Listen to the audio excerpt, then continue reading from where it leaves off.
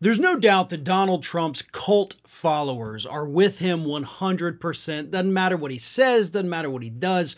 They love every second of it. In fact, reports have come out in the last week showing that not only do they approve of his dictator comments, but a new poll in Iowa shows that 40% of Republicans say that Trump's rhetoric, whether it's saying that immigrants are poisoning the blood of the country or that he wants to be a dictator, 40% of Iowa Republicans say it makes them more likely to support him.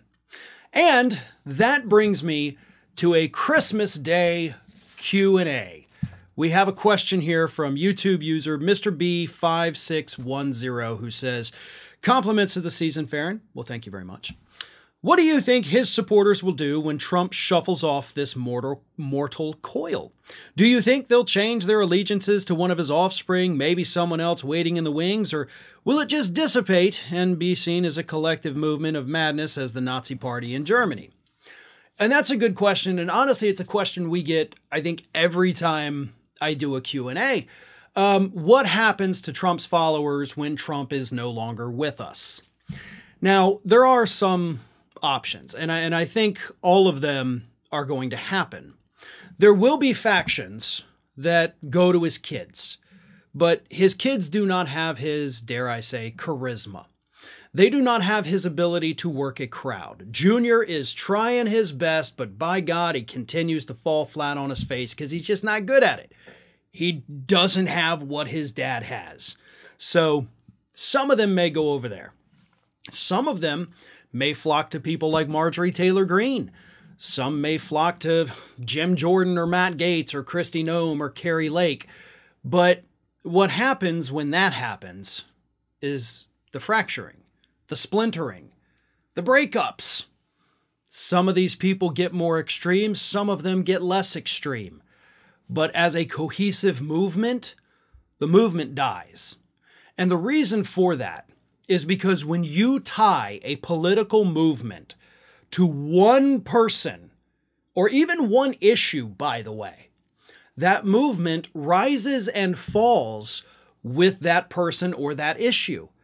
And once that thing that they are rallied around, that singular entity, is gone, the movement itself cannot survive in the way that it had in the past. You will still have clingers, you'll still have the hangers on, but you're not going to have a cohesive, unified movement. It will fracture, and after the fracturing, it will slowly die off. Now, it could become something different through the fracturing. You know, one of those splinter groups could become larger, could become more extreme, but it's not going to resemble, in really many ways, what we see right now with the MAGA movement. So it reminds me a lot of the Tea Party. You know, those of you who've been following politics long enough, you remember the Tea Party in the early days of the Obama administration. It was this huge political movement, ton of corporate money behind it. And then when the money dried up, Tea Party just kind of went away. But what happened? Tea Party, a lot of that became MAGA, rallying around Donald Trump. He got in people that weren't necessarily a part of the Tea Party. So we could be looking at a situation like that as well.